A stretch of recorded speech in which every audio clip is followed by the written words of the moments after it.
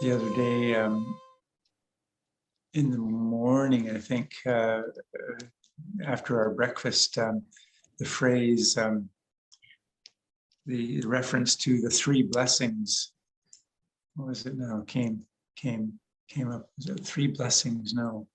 What was it? The threefold bliss. Threefold bliss. So I was asked about that, and I always have to kind of think it through, but actually it's quite an easy thing to understand, I think. But it made me think of the phrase that the Buddha uses. You've heard this expression, I know, that the Dhamma is beautiful in the beginning, beautiful in the middle, and beautiful in the end. And so it struck me as a valuable thing to reflect on. Some of you may have encountered Dhamma, quite recently. I don't really know, and I expect quite a few of you, because I know Lumpur Viradamo has been involved, engaged in this OBS group for decades now, I think. So I know many of you have followed right along with that involvement. So you may not remember. Maybe it's still very fresh in your memory what it was like to first encounter the Dhamma, and not only that, but what it was like to first recognize its value, something speaking to you very deeply. What that was like. I can certainly remember my first retreat with a wonderful teacher named Anagarika Dhammadina, who was an Austrian-Canadian woman. She had very interesting background, and that eventually had gone to India and Sri Lanka in the late 60s. So she right around Lumpur Sameto's time, I suppose. She didn't make it to Thailand, as far as you know, but she was in India and practicing, and then in Sri Lanka, where she became a seminary, and she was a very wise, very fine teacher, and I feel very fortunate to have encountered the Dhamma through her guidance. Real pioneer. This is in Western Canada, and I can remember what that was like. I remember she was the first person that ever, for me, the kind of category of wisdom sort of emerged as a kind of living category in my experience. I was a young man in my late 20s, I guess, and basically whatever happened during that first retreat and then subsequent retreats, in a way, I never got over, you might say. And I expect that sense is similar to many of you. Maybe, I'm sure we all have particular memories of when something really gelled, when we felt the beauty, the importance, the value, the depth, the resounding kind of depth of the Dhamma in our lives, and that sense of inspiration, something, literally it takes our breath away, and we inhale quickly as we discover something that we hadn't seen before. And also aspiration. So it gives us something to aspire to. It gives us to say a concrete set of objectives or ideals to aspire to. Word concrete doesn't quite fit there, does it? But it gives us something quite distinctive. Of course, these are just ideas. They arise distinctively in the mind, to be later supplanted by other ideas, and we discover so much about the mind, the workings of the mind, the ephemeral quality of ideas and thoughts, and views and opinions, and certainties and all of that. But still, throughout all of this, Dhamma is somehow a living, breathing force after this initial acquaintance and inspiration that we gain. So beautiful. The Dhamma is beautiful in the beginning. if you think of living at an age and time in the world when the Dhamma isn't available, given what we experience of the Dhamma now, if you imagine a time when it just did not exist, certainly there would be other spiritual pursuits alive in people's various cultures, and they would hopefully provide some deep value. I don't think that the human recognition for and appreciation for virtue and goodness, kindness, I don't think human beings, any human culture is devoid of these things. And we would be, of course, we would be hopefully drawn to these things. But in the Dhamma, then they, not only virtue, but other aspects, of course, coalesce and generate a certain kind of quality of truth and beauty, goodness that is distinct.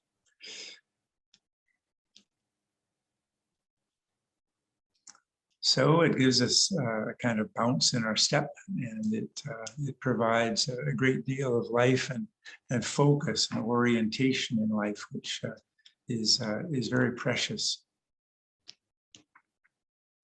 But it comes and goes. It has to be brought to life again and again in our lives. And all of us, I'm sure, have struggled at times with questions about how to do that, how to accomplish that, how to breathe it and make it fresh again, or have asked how the Dhamma applies to this or that kind of concrete problem in our domestic lives or work lives or whatever, our social lives. So we ask these questions of our practice again and again. And some of the questions that we ask, because we're humans that are confronted with all sorts of issues and questions and queries and dilemmas, some of these questions are deep and difficult. And the answers, insofar as we can even call them answers, but the responses that come in practice can be quite subtle sometimes. We have to lean into the practice and try to discern what it's teaching us, what it's telling us, because so much of the truth of practice seems to be generated out of a spaciousness of the heart and a capacity for listening and subtle qualities of this kind, and therefore it doesn't always strike us initially as being an easy thing. That is how it is that we can make out of spaciousness an answer to some pressing domestic problem. So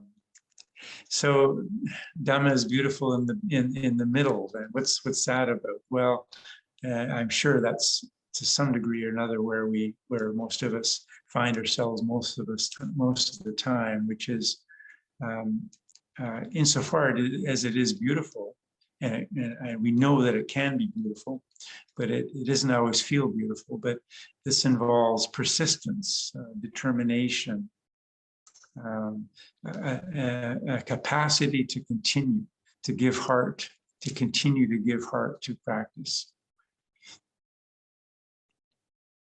So we establish in this way, we establish and we reestablish, we remember, we recall the parts of practice which are valuable, which are sustaining, which are important, which have some power, can be rooted in our daily lives. And we, again and again, we bring ourselves to these things.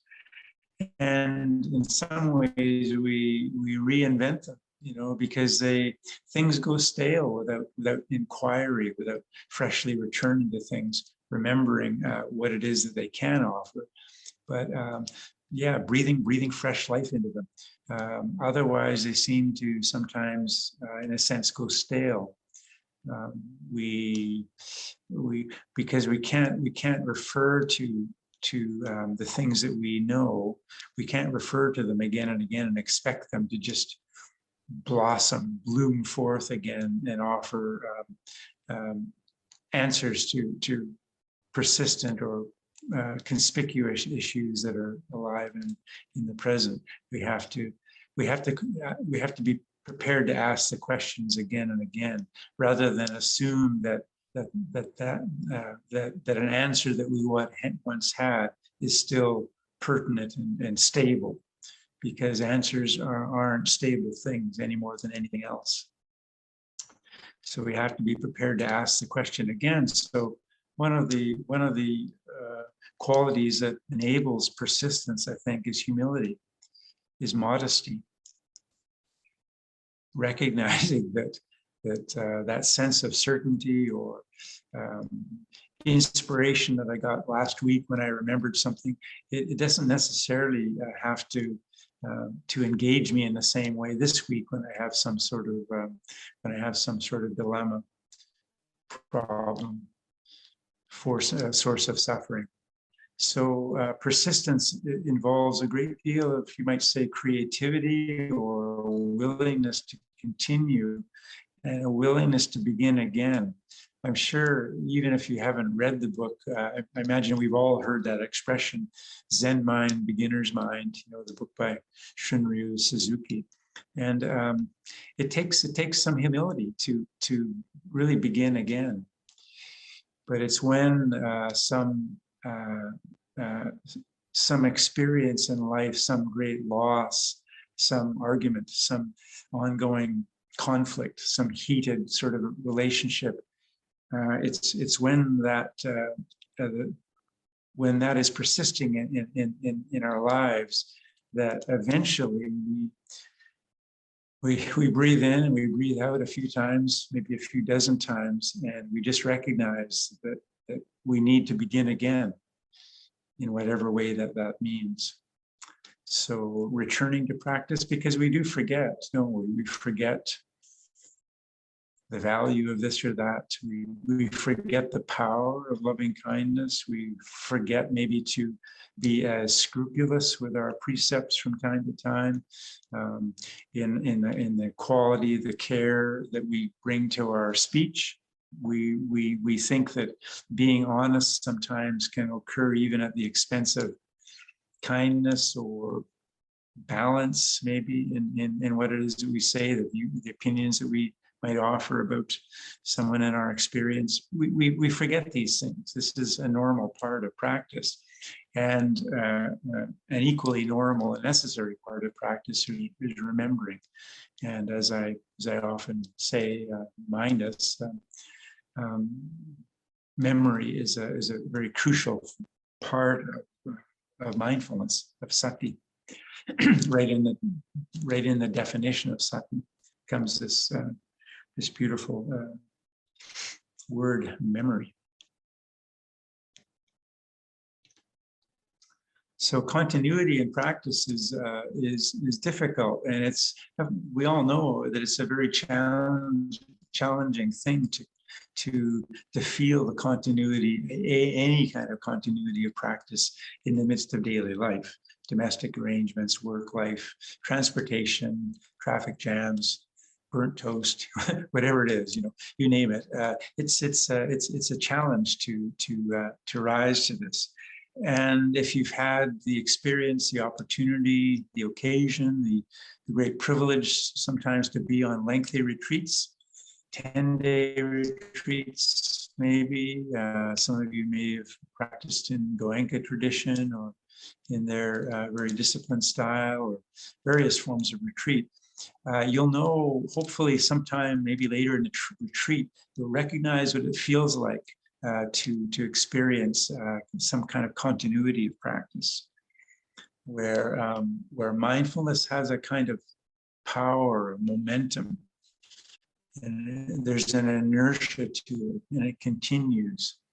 So I think there's a kind of, I heard it first in relation to Venerable Gunaratana. It was just a story that he relayed, and I think it was just a kind of teaching tradition that was common in Sri Lanka. I don't recognize it exactly from the suttas, but it doesn't matter. It rings very true. He said, it's like an animal. A cow is out in in the pasture, it's eating away on its green grass, and it has a source of water, and there are no predators around and that. And sometimes you may leave it. You're tending this cow or this horse or whatever, and you leave it maybe to go have your own meal.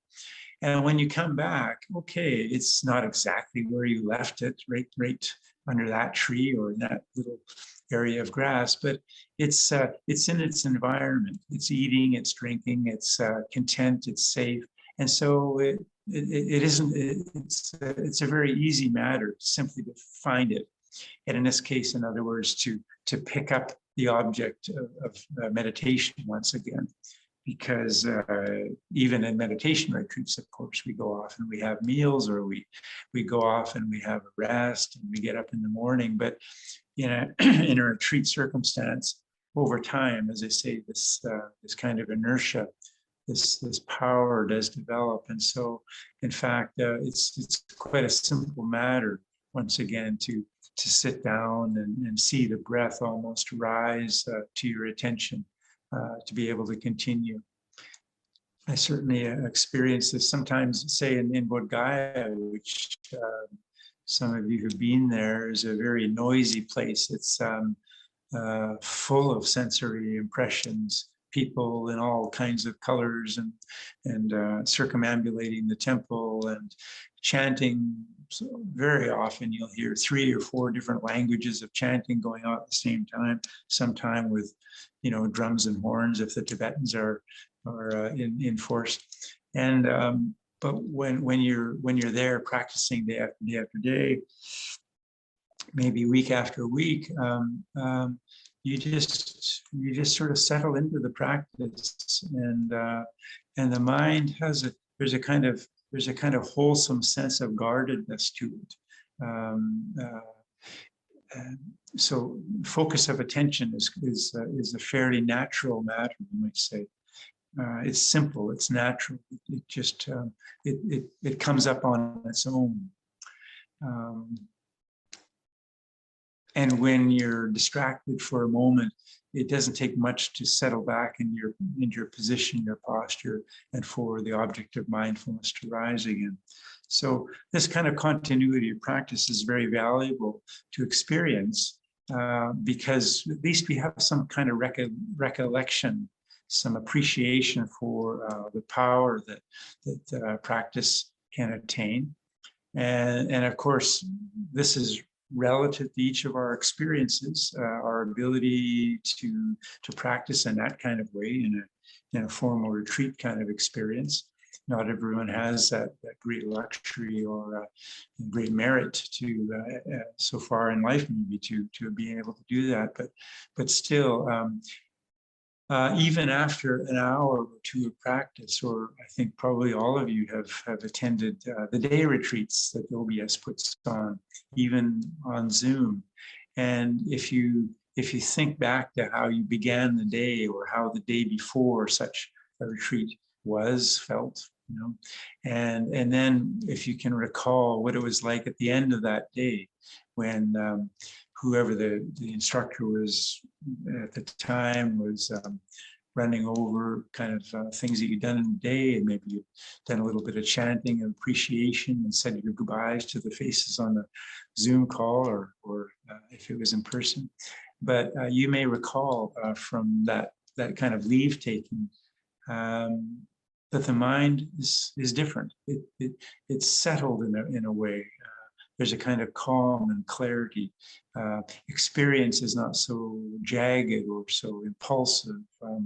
And if you joined your husband or wife later in the day for a meal, maybe your conversation over the dinner table was a little more gentle and just softer in nature, or your experience of cooking the dinner or the meal, or setting a table was a little more mindful, just sort of naturally careful and pleasurable too, because there's a pleasure in, isn't there?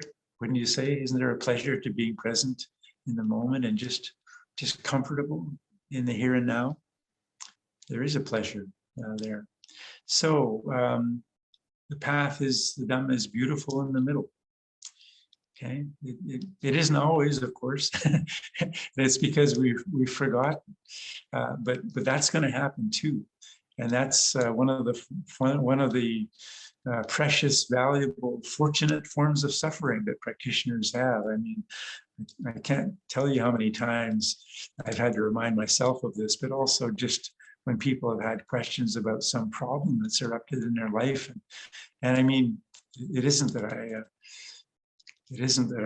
I always say this, but it often comes to my mind, and I often will say, you're lucky to have that problem, because the problem that we often express to others is a problem in relation to how we know life can be when we're calm and clear, and when our moral sensibilities are clear and correct, and how it's easy and natural to be in a fairly gentle space with others, and how it feels like to receive wholesome and gentle speech, and how it feels to give good advice and gentle advice and kind reminders to others verbally. I mean, we have this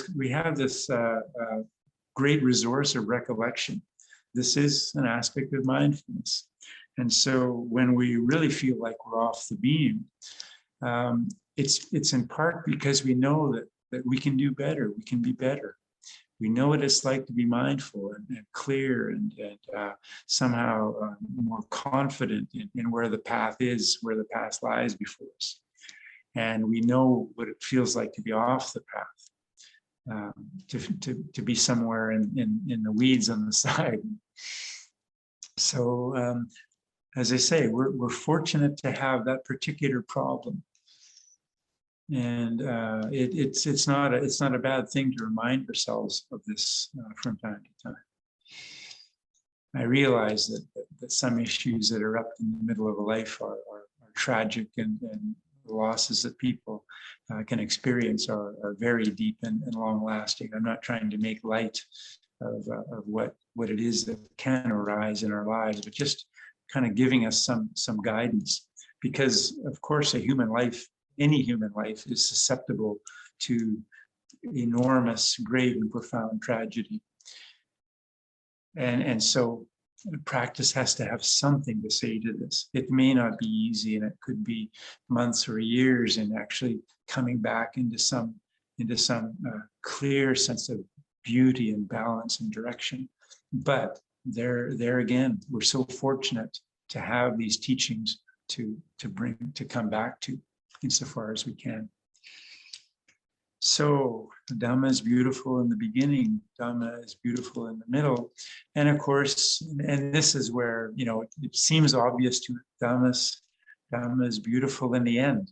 It's obvious to us largely because of ideas of what it must be like to be enlightened, and if you've been on a retreat with Lumpur Viradamo, quite often at the end of it sometime, he'll read a passage from this translated book called No Worries, which contains in it Lumpur Liam's sort of enlightenment experience, his just recounting of what his meditation was like, and what happened on particular days that he still remembers, and whenever it was in 1969 or something, a long time ago. Anyway, we have these ideas because we can read the words of wise people and rejoice in this, these simple expressions of profound and long-lasting purity, clarity, peace, wisdom, and just to have the kind of spiritual sensitivity to resonate with words of this kind is itself a great blessing, and we ought to recognize that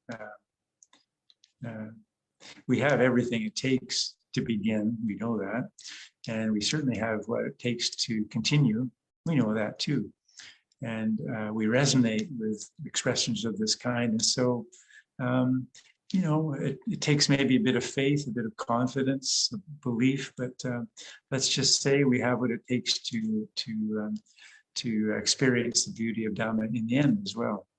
May not happen to us in that sense for many lives, who knows? But our life can only get better as we practice this in this kind of way, and as we recognize and appreciate the qualities that emerge in any human life as it continues in this way. And in the meantime, of course, we do have endings. We have Dhamma being beautiful in the end, because there are accomplishments that are just part of what occur along the way. There are signposts. The road has signage, and all of the signage is very beautiful. And one of the ways of recognizing this is with reference to these three qualities, these three forms of bliss, which are spoken about from time to time in the tradition. And we can just think of these in terms of the Noble Eightfold Path. What are they? Well, they relate to virtue.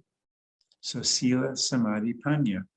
Virtue, concentration, clarity, calm, and wisdom. So is there not appreciation, pleasure, mudita, really, appreciative joy in recognizing the good that we aspire to and that we do? Just some generous gesture that we've made, some kind word to a grandchild, or some encouragement to a friend. These so-called small acts of a human being are so much of what makes life precious. And recognizing virtue expressed in these so-called small ways is a great blessing, and it's a kind of bliss, isn't it? To recognize that our intentions over a day maybe were harmless. We didn't bring to our daily life in this or that day the wisdom of a fully awakened Buddha, but we said things which were true and which were timely and had some purpose. And there were a couple of occasions when we were able to offer something. We had something to share, and so we gave a piece of this or that to a friend, and we did things which were useful. We contributed in our workplace or to our family life in some useful ways. We were helpful, and recalling, just sending the mind back over the day in a simple way, and seeing that it all worked out quite well. And I did a few things that were quite nice, and they came quite naturally. And that's what a human life can look like when there's some clarity about the moral dimension, and that's a beautiful thing. Then we have samadhi. Well, our definitions around samadhi can be pretty advanced, pretty rarefied, and yet samadhi, samatha, clarity, the kind of calm that comes to us, for one thing, when we do the right thing and when we recognize it, it's quite a calming thing, isn't it? It's disturbing to have questions and worries about the way I should do this or that, or did I say the right thing? I don't know if I should have said that at that time. Maybe it was a wrong time to say that. Or there is a kind of disturbance there. Okay, and yet when we've exercised very wholesome or beautiful speech, or when we've done something which is generous, we've shared something, we've just been kind in some small or larger way, that brings ease to the heart. It brings calm and clarity, and that calm state of the mind also works into the body, doesn't it? We feel less agitated. The body is it's easier to be present to the body under such circumstances. And to meditate in that kind of frame of mind is relatively easy. As easy, it's easier than it is otherwise. It can be a lot harder, we know that, right?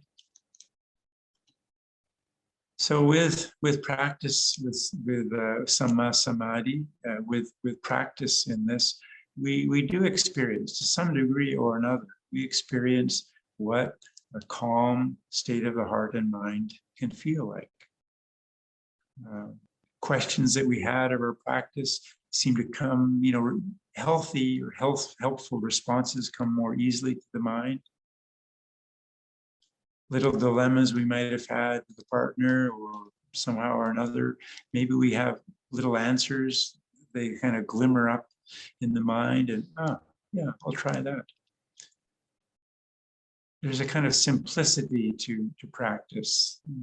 The mind is in a more stable place. There's balance, there's poise. This is all quite an achievement, really, for a human being, especially to be able to tap into with some kind of regularity, maybe once a week, maybe only, when you get to go on a bit of a meditation retreat or have another OBS day of mindfulness or something. But it's still quite an achievement for a human being to have some kind of approach to practice which brings out this kind of quality, these qualities of the heart and mind.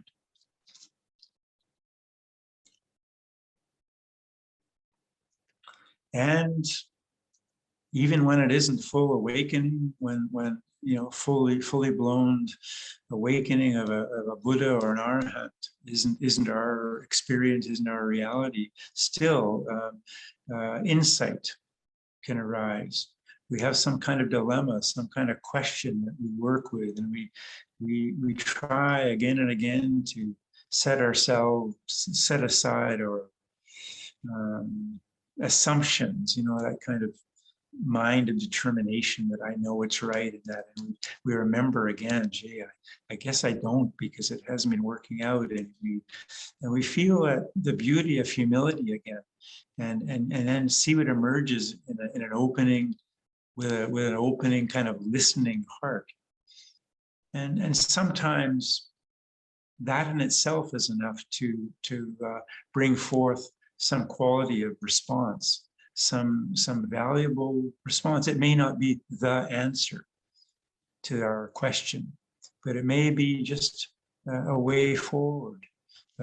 There is to take another step of beauty in life, a way forward into life, just a way to continue in some kind of wholesome, healthy manner.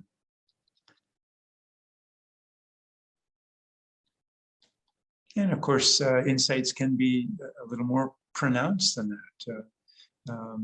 Some issue we had with a parent or whatever, we finally see something that we didn't realize about who they are and who we are in relation to mother, father, sister, brother, whatever.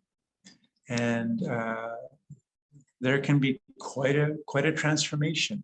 It just hinges sometimes on the smallest thing.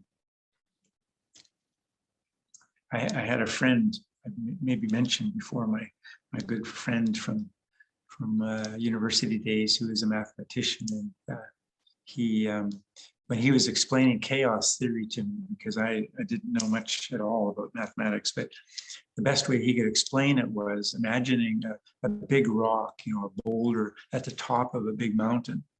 And you give it, and it, you can all imagine this. It could just be, even though it weighs a ton, it could just take literally a half a pound, an ounce, to get it moving, if it's just in that state of being ready to move.